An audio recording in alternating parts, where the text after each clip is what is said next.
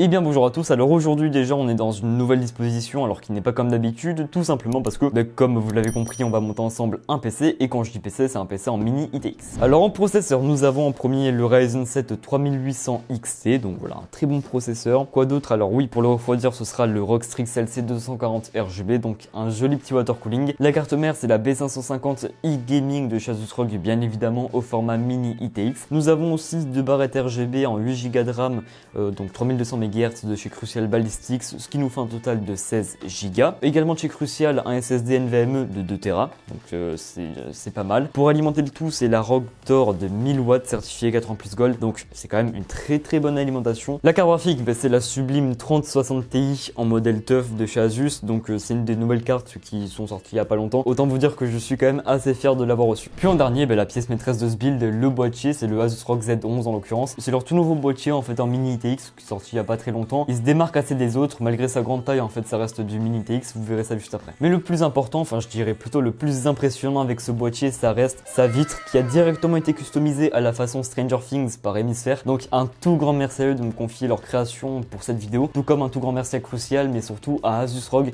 d'encore une fois me soutenir dans mes projets depuis maintenant bientôt un an. Un grand merci à vous. Pour en revenir au sujet d'Hemisphere, sachez que vous aussi, vous pouvez vous-même vous faire customiser la vitre de votre boîtier pour le rendre clairement unique. Pour ça, je vous mets le lien de leur site en description si jamais vous voulez en savoir plus, mais aussi le lien des réseaux d'Emeline si jamais vous avez des questions à lui poser tout simplement. Donc Emeline, c'est celle qui fait ces créations là, donc voilà, n'hésitez pas à aller voir ce qu'elle fait, c'est vraiment super chouette. Je pense que pas besoin de vous faire un dessin pour vous dire que cette vidéo est tout simplement sponsorisée par le site YourCDKey, qui est un site en fait qui vous vend des clés de jeu mais aussi des clés software, comme par exemple des clés Windows 10, qui est d'ailleurs ce qui nous intéresse. Donc pour s'intéresser, rendez-vous dans un des liens en description pour tomber tout simplement sur cette page pour acheter Windows 10 Pro au prix de, alors actuellement 16,40€, sauf que si vous faites acheter maintenant et que vous mettez en code promotionnel mon code LTH20, et bien tout simplement vous aurez une réduction de 20% sur le produit acheté. Donc dans notre cas ça nous fait passer de 16,40€ à 13,12€, ce qui n'est quand même pas négligeable. Du coup à partir de ce moment là, vous pouvez faire soumettre la commande, vous payez avec le moyen de paiement de votre choix, sachant que après le paiement, vous recevrez dans quelques instants votre clé d'activation par mail. Une fois après avoir copié votre clé, rendez-vous dans les paramètres Windows, mais plus précisément dans activation de l'onglet mise à jour et sécurité, puis vous collez aussi simplement votre clé d'activation Windows 10, vous validez et puis c'est fini. Donc merci à vous et bon visionnage. Ok, du coup première étape qui paraît d'ailleurs assez logique, alors on va sortir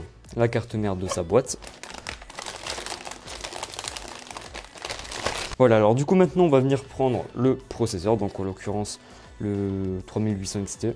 Voilà, là on va le sortir délicatement. Là c'est vraiment la partie où il faut le faire un petit peu plus attention parce que les pins c'est assez fragile, alors c'est pas du beurre non plus, mais voilà, alors on va soulever le levier comme ceci. On repère le petit triangle, il est juste là, voilà c'est parfait. Normalement là il est bien mis. Et on rebaisse le levier. Du coup, là votre processeur, il est fixé. Maintenant, alors du coup, place aux barrettes de RAM. Enfin, c'est ce qui paraît le plus logique. Après, voilà, chacun fait comme il veut. Du coup, là, moi, j'aurais juste besoin de deux barrettes comme celle-ci. Parce que déjà, vous pouvez voir que la carte mère peut uniquement en fait accueillir deux barrettes. Et puis, c'est parfait. Donc, voilà. Voilà, et puis on met la deuxième juste à côté. Du coup maintenant, après avoir fait ça, ce qu'on va vouloir faire, c'est mettre le SSD NVMe. Au moins, voilà, après on ne sera pas embêté si on veut mettre un Venturad ou voilà, le water cooling en l'occurrence. Ok, donc là, vous pouvez voir que j'ai retiré le heatsink parce qu'on va tout simplement venir mettre notre M.2 sur cet emplacement-là. D'ailleurs, dire qu'on a autant de stockage, donc 2 Tera sur une si petite barrette comme celle-ci, c'est assez impressionnant. Du coup, là, on va le placer. D'ailleurs aussi, si j'ai pris en fait simplement un seul M.2, c'est parce que j'avais pas trop envie de me casser la tête avec plein de câbles SATA et tout. Du coup, voilà, c'est vrai que c'est assez pratique. Alors, on va éviter de trop forcer. Voilà. Et du coup, maintenant, on va venir placer le heatsink. Juste avant, il faut retirer ce petit stickers. Voilà. Et maintenant, on le place. Ok, du coup, voilà. Alors là, on vient de placer le M.2 et le heatsink. Au moins, voilà. Maintenant, on peut s'attaquer à la suite. Du coup, maintenant qu'on vient tout juste, en fait, de mettre en place le processeur, la RAM et le SSD sur la carte mère, on peut, en fait, directement venir la mettre dans le boîtier. Ok, donc d'après ce que j'ai compris, en fait, avant de pouvoir placer la carte mère directement dans le boîtier, il faut un petit peu démonter tous les panneaux latéraux du boîtier. Du coup, ce qu'on va faire, c'est qu'on va déjà le mettre droit. Voilà. Et on va dévisser ce panneau. Que juste avant de l'enlever, faites vraiment gaffe. Voilà. C'est bon. Je le mets de côté. Et puis du coup, là, normalement, alors, je vais le remettre comme ça, il me semble. Et puis d'après le manuel d'utilisation, il faut retirer ces pieds-là, normalement. Je vais vérifier au cas où. Donc oui, voilà, c'est exactement ça. Donc ils disent bien en fait de retirer les pieds. Et là, il y a le petit schéma pour nous aider. Donc ils nous disent de retirer cette vis qui est normalement... Alors, voilà, elle est juste là. Juste ici, on doit enlever cette vis. Et puis normalement, en enlevant ça, on devrait pouvoir enlever ce panneau-là. Du coup, je vais prendre mon tournevis. En tout cas, c'est pas très facile d'accès. Hein. Bon, en même temps, c'est vrai que c'est un boîtier Minitx. Ok, c'est bon. Et puis normalement, bah, je devrais pouvoir retirer ça. Du coup, un petit peu forcé, il me semble. Mais j'ai peur que ça défonce tout en fait. Au cas où, je vais juste enlever tout ça. Voilà. Bon, bah c'est bon. Ça aussi, on va le mettre de côté. Voilà, donc là, il me semble qu'il est à peu près tout démonté. Je vais encore une fois vérifier au cas où.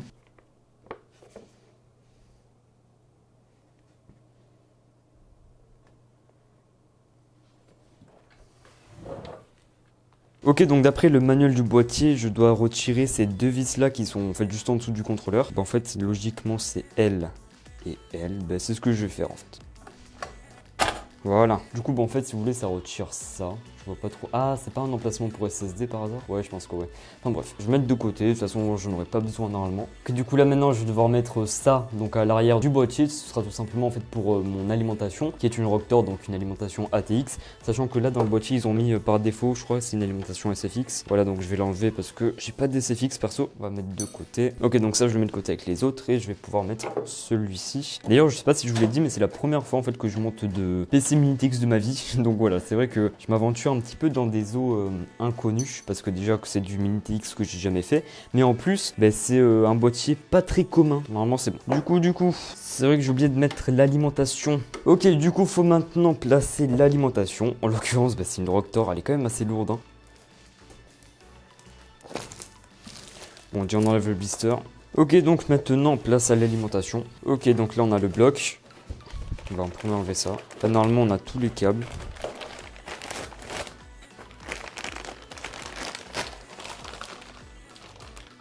Puis pour finir le bloc. En vrai elle est super belle, hein. J'en ai jamais vu une en vrai. Ok, donc celle-ci il n'y a pas l'écran. C'est dommage. Du coup, bah, tout ça, on va le mettre de côté. Ok, donc maintenant qu'on vient d'installer l'alimentation dans le boîtier, ce qu'on peut venir faire, alors ça, j'aurais pu le faire après, mais bon, j'ai préféré le faire avant. Ce qu'on peut venir faire, c'est mettre la carte mère directement dans le boîtier, faire tous les branchements, ensuite placer le water cooling et la carafique, puis normalement, c'est bon. Ok, donc une fois la carte mère mise en place dans le boîtier, ce que je vais essayer de faire, c'est mettre le plus de branchements possible, en fait, directement sur la carte mère. Au moins, en fait, après, je me retrouve pas embêté à cause du water cooling ou encore de la carafique, ce qui peut venir, en fait, nous gêner pour les branchements plus tard. Ok, du coup, en premier, ce qu'on va faire, c'est qu'on va mettre le câble d'alimentation CPU ainsi que le 24 pins du coup pour la carte mère. Au moins c'est fait, puis après on s'attaque au petit connectique. Bon, je vais passer par en dessous. Voilà, lui c'est fait. Et puis pour le 24 pins, alors c'est vrai que j'aurais aimé le faire passer par ici. Sauf que à cause du contrôleur, bon on peut pas. Donc voilà, c'est pour ça que je vais le faire passer par ici. Voilà. Ok, donc là je viens d'enlever en fait les deux ventilateurs qui étaient en top panel dans le boîtier, tout simplement parce qu'on va venir les remplacer par le radiateur du water cooling plus ces ventilateurs RGB. Donc c'est ce qu'on va faire de suite, on va le mettre en place. Ok, donc normalement ouais, il n'y a pas de pâte thermique préappliquée parce qu'en fait il a déjà été utilisé. Bon, c'est pas grave parce que de toute façon, moi j'ai une seringue de pâte thermique, donc voilà, je pourrais en mettre par-dessus, ça pose pas de problème. Là, on a tout ce qui est branchement, enfin câble, fixation, tout ça, le manuel, et puis les deux ventilateurs RGB. Ok, donc là ce qu'on peut faire c'est mettre en fait directement les ventilateurs sur le radiateur. Donc on va commencer par celui-ci. Alors normalement ils vont dans ce sens là pour que les câbles ils partent là-bas et donc optimiser en fait au maximum l'agencement des câbles dans le boîtier. Alors voilà, n'oubliez pas d'enfoncer, de ne pas enfoncer justement la vis jusqu'au bout pour avoir un petit peu de mou, voilà, si vous voulez déplacer le ventilateur au cas où. Attendez juste, je vous zoome un petit peu. Du coup là voilà, vous pouvez visser jusqu'au bout puisque les 4 sont mis. Après bon, le but n'est pas non plus de forcer avec toutes vos forces, ça sert un peu à rien. Tant que ça tient c'est bon. Du coup maintenant ce qu'on va faire c'est qu'on va enlever ceci parce que ça c'est pour Intel et nous on veut pour AMD et on va le mettre, alors normalement c'est dans ce sens là. Ok, donc on s'approche petit à petit de la fin, il reste pas beaucoup d'étapes à faire. Maintenant ce qu'on va devoir faire alors c'est mettre ce water cooling, donc celui qu'on vient de monter il y a 2 secondes, dans ce boîtier là. Alors en fait le water cooling, nous on va vouloir le mettre en top panel, donc voilà. ici. Alors oui, à propos de ça, vous pouvez voir que j'étais persuadé qu'on devait mettre le radiateur de l'IO en top panel, tout simplement parce que c'est ce qui me paraissait le plus logique sur le coup quand on regarde le boîtier comme ça. Mais en réalité, il fallait juste retirer un cache qui se situe à l'arrière du boîtier, donc sur la façade arrière, pour pouvoir y installer notre radiateur de 240 mm. Sauf que lors du montage, moi ça je le savais pas, donc je l'ai quand même installé en top, malgré que ce ne soit pas vraiment fait pour. Et je m'en suis rendu compte en fait juste après le montage du PC, donc je l'ai placé cette fois-ci comme il faut, donc théoriquement à l'arrière. Enfin bref, tout ça pour vous dire que vous verrez uniquement le passage où j'installe le radiateur en top et non à l'arrière, enfin sur la façade arrière comme il se doit normalement. Parce que tout simplement, je me répète, je l'ai changé de position en off, donc pas devant la caméra. Du coup voilà, sur ce je vous souhaite un bon visionnage. Du coup logiquement on aurait tendance à dire ok tu le fais passer par en dessous. Sauf que en fait regardez, il y a ici la carte mère qui bloque et il y a ça aussi alors. Voilà, je sais pas si là vous voyez. Du coup, c'est impossible de le faire entrer par dedans. On va devoir le faire passer par derrière. Du coup, en premier temps, en fait, on va devoir faire passer la pompe dedans, puis ensuite le radiateur installé. Enfin bref. Honnêtement, avoir un tournevis aimanté, c'est bien. Sauf que quand ça attrape 10 000 trucs à la fois, c'est pas ouf. Ça, j'aurais dû tellement le préparer avant. Vu qu'on vient de placer en fait les radiateurs dans le boîtier plus les ventilateurs, maintenant, bien évidemment, c'est autour de la pompe. Mais juste avant, il faut placer alors un petit peu de pâte thermique sur le processeur. Et pour ça, moi, j'ai de la NTH1 de chez Noctua. Du coup, voilà. Alors, je vais mettre un petit grain de riz. Je pense que ça suffit. Alors voilà, normalement, chez AMD, l'idéal c'est vraiment d'étaler, mais nous voilà, on n'est pas non plus là pour avoir les meilleures performances au monde, c'est juste histoire de refroidir suffisamment le processeur. Alors juste avant de placer la pompe, je vais juste brancher ça, donc c'est juste pour alimenter le RGB en fait. Au moins voilà, ça m'évitera de galérer juste après à cause des barrettes de RAM, tout ça. Voilà, donc normalement comme ça c'est bon. Du coup voilà, on respecte le produit en croix, c'est le plus basique. Donc oui, on a bientôt fini de monter le PC entièrement. Alors juste entre temps, ce que j'ai fait, c'est que j'ai démonté en fait la pompe du water cooling parce que à la base je l'avais légèrement incliné dans le mauvais sens, ce qui fait que en fait le câble là il passait par-dessus les rames et en plus le logo il était légèrement incliné, du coup c'était pas forcément très esthétique. Du coup j'ai démonté, j'ai enlevé la pâte thermique proprement, j'en ai remis, j'ai remonté, puis normalement là tout est nickel. Et aussi d'ailleurs pour ceux qui se demandent en fait pourquoi le boîtier il est un petit peu incliné, c'est juste parce que en fait pour le moment je n'ai pas encore remis le support qui est censé justement le tenir droit. Donc oui, je pense que pour la très grande majorité d'entre vous, vous avez compris en fait quelle est la pièce manquante dans ce PC. Voilà, il n'y a plus de surprise, c'est la 3060 Ti Casus, me prête très gentiment encore une fois, donc merci à eux. Donc voilà, je vous propose de l'ouvrir ensemble si j'arrive. Ok, alors je vous avoue, moi personnellement je me suis spoilé, dès que je l'ai reçu je l'ai ouverte. En même temps, comment ne pas céder à ce genre de tentation quoi. Du coup, sans mettre de côté, la voici.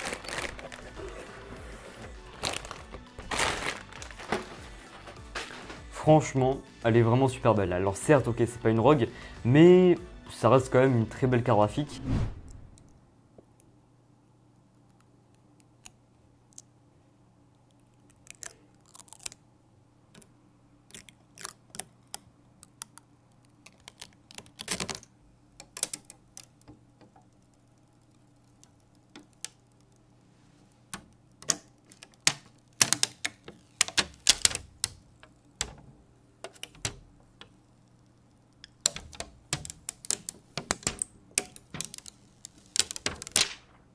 Ok, donc c'est bon, maintenant on peut enfin venir mettre justement la carte graphique dans le boîtier. Du coup pour ça, on va en premier enlever le petit cache ici, puis tant qu'à faire, je vais aussi enlever ce derrière parce que je sens qu'après ça va être... Oula, je sens qu'après ça va être beaucoup plus galère. En tout cas, niveau taille, c'est vraiment genre parfait, genre 1 ou 2 cm de plus, je pense que ça passe pas. Ok, donc j'espère juste que les câbles vont pas gêner. Ok, c'est bon. C'est bon, maintenant manque plus qu'à faire passer le câble d'alimentation quelque part, je sais pas où pour le moment, et puis le brancher juste ici. Alors oui, alors j'ai mis absolument toutes les pièces qu'il y avait à mettre dans le PC, donc ça y est, c'est fini, enfin non, pas vraiment. Faut juste maintenant faire le cable management, mais je préfère quand même vérifier avant que le PC s'allume bien, parce que ça m'embêterait quand même de passer des heures à le faire pour au final me rendre compte que le PC s'allume pas et devoir tout défaire pour voir quel est le problème. Du coup, on sort le câble d'alimentation qu'on va venir brancher à l'alimentation. Ok, donc c'est bon, tout est branché, j'espère vraiment qu'il s'allume. Donc là, j'allume l'alimentation. Et oui, il s'allume. Maintenant que ça c'est fait, alors je vais directement m'attaquer au cable management. Alors franchement, souhaitez-moi bonne chance parce qu'il y a quand même du travail. Ok, donc c'est bon, on peut enfin continuer le cable management du PC. Enfin, quand je dis continuer, c'est plutôt commencer. Donc je vais vous montrer ça en fait pour que vous puissiez à peu près voir où on en est. Donc voici tout simplement le bordel. Alors quand je dis bordel, bon, c'est vrai que j'ai quand même vu pire dans des PC. Mais pour du Mini TX quand même, bon, on est bien servi. Donc voilà, alors je m'attaque à tout ça. Enfin, je pense que je vais mettre au moins une demi-heure. Puis on se retrouve tout simplement juste après.